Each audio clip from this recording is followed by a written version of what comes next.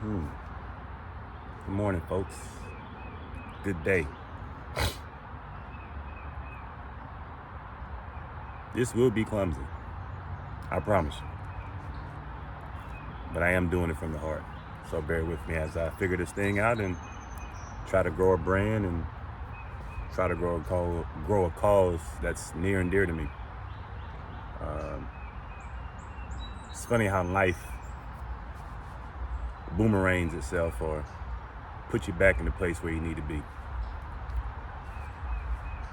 So I share some of my friends like, Neuro, I'm black. What is that? What is he doing now? I thought he was doing this other thing. I'm doing a few things. My heart is entrepreneurship in general. That's what my heart is. Newly married, got a family. Responsibilities that come with that. I'm kind of wrapping up a career as a professor, at least for now. I may come back to it, but I have a couple things that I just want to do that if I don't do it, you might hear that cliche, the price of regret is a hard pill to swallow. So when I think about Neuro and Black, I think about it as this social brand, lifestyle brand that really, few things.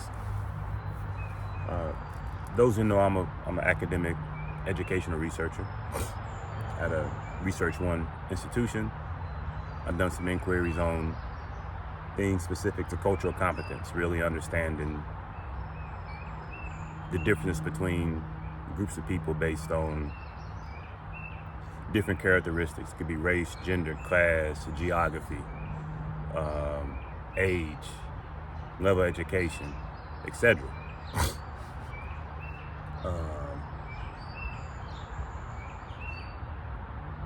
However, I start getting into the computer science space a little bit, making inquiries into it, and I start noticing how within this group, these people really celebrate their neurodivergencies. Examples of this could be, Asperger's, which is on the spectrum of autism, or ADHD, or they talk about overcoming challenges of this dyslexia, right? There's 4 types of dyslexia. These are the type of things I will begin to share with you as I get this brand going and start doing all the content, which is aimed to be informative, right?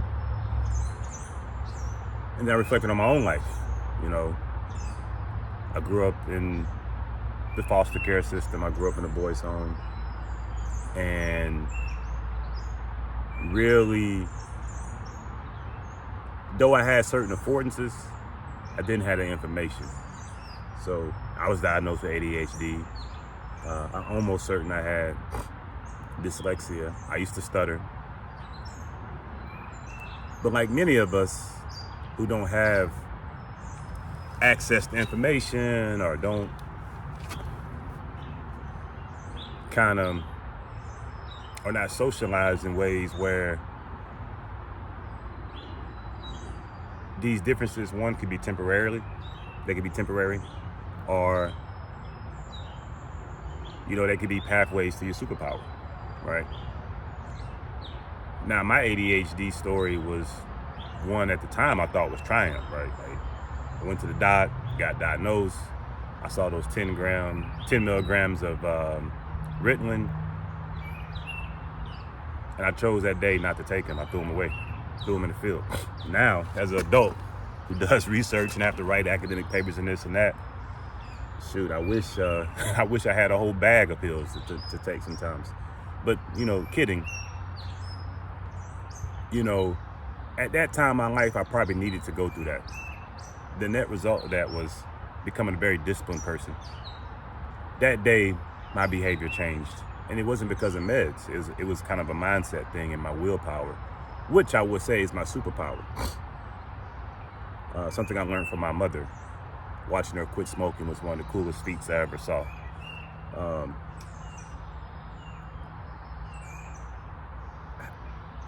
at that same time, I made a charge to stop stuttering. Probably motivated by something silly, a crush on somebody in middle school, but I was able to address these things without meds and this and that. However, you get rid of one thing without some supervision, you pick up other traits, right? So, So nevertheless, with this Neuro and Blackness, I really want us to understand how this intersection make Black neurodivergent bodies move in this world. Now, I'm not here to make a declaration about racism and this and that, but if you don't think racism is real at any level, well, this probably isn't for you. Matter of fact, it ain't gonna be for you. If you're gonna get on my joint, start talking about, well, we neurodivergent too, that's cool. But here's the difference. In my research, tangentially, I've seen things like, we got some phenomenon like push-out for Black girls, or we have phenomenon for overrepresentation in special education of Black and brown bodies. Specifically, I'm going to talk about Black bodies.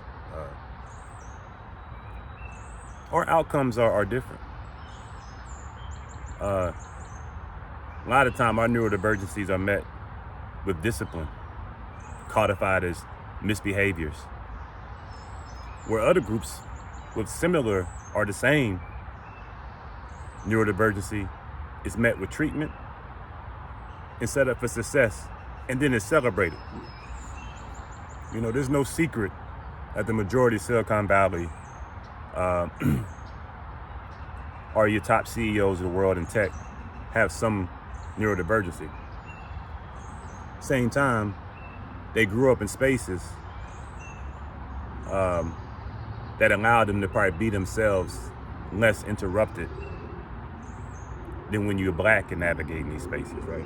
So that's where the Neuro and Black comes in, really trying to tease out the intersection and really try to understand, what does it mean to be neurodivergent and Black, and how do the world react to your Blackness together with your neurodivergency? And I guess as we go on this journey together, can we figure out tricks? Or can we bring people on? Or can we discuss with experts on how we can disrupt some of the problematic natureness of being neurodivergent and Black, right?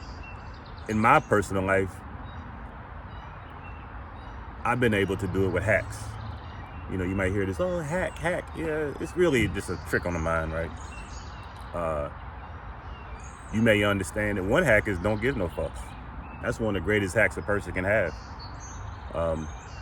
In my last career, I got caught up in really trying to please everybody.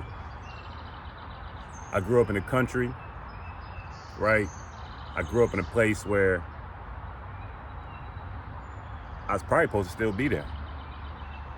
I'm not special. I overcame some things, but what I've learned that most people will overcome things. And if you have the position to overcome something, you should consider yourself lucky.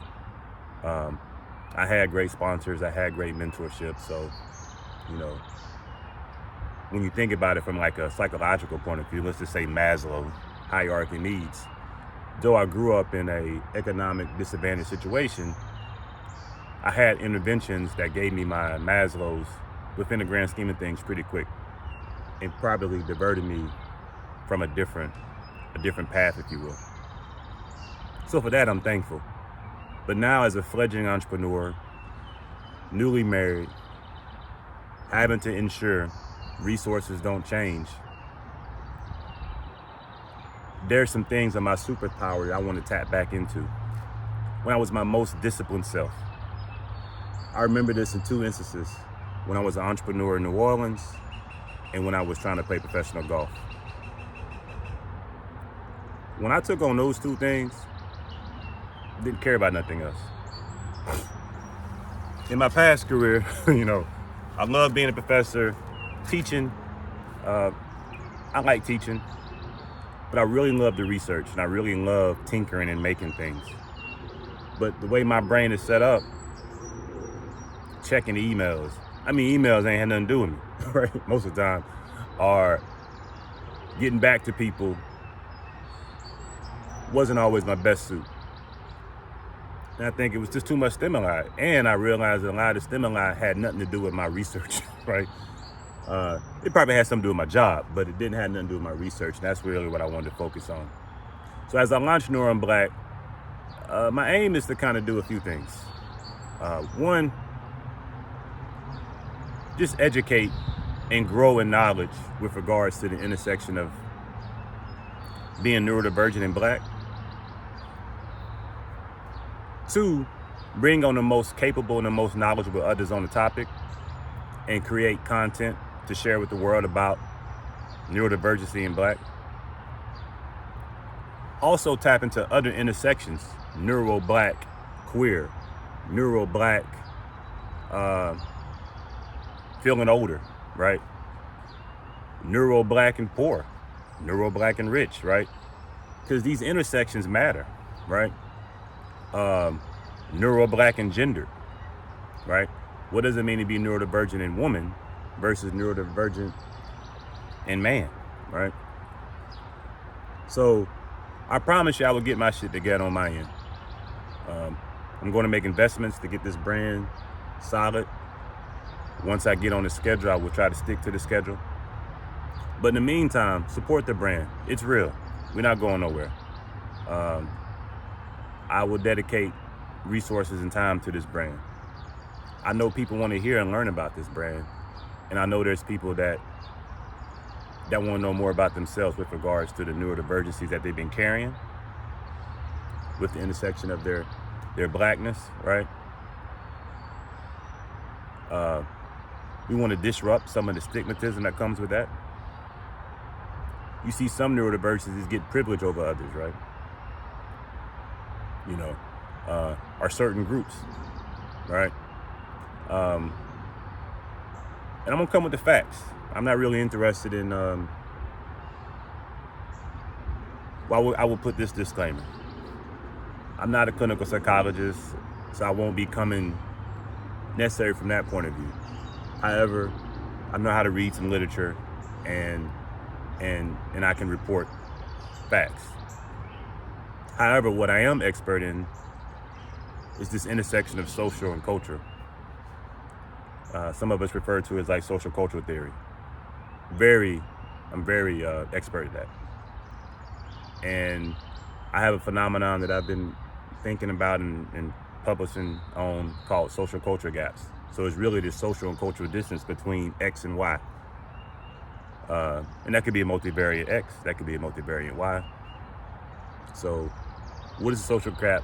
What is the social culture gap between people that look like me who are neurodivergent, like myself, and those who don't look like me and may or may not be neurodivergent?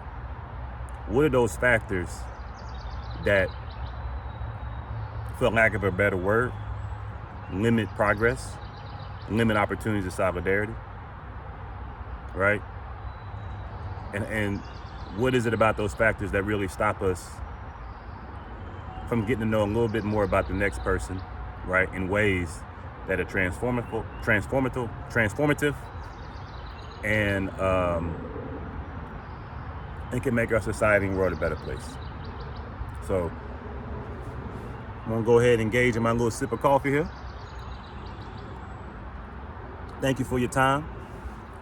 I would love for you in the comment section to kind of put some topics down. I'll be committing about 10 hours a week to this mission, which sounds little, but that's actually quite a lot of time.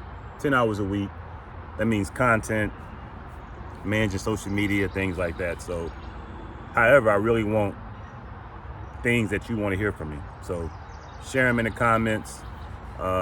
Me and my team will look at some stuff and begin making content that's relevant and useful for you.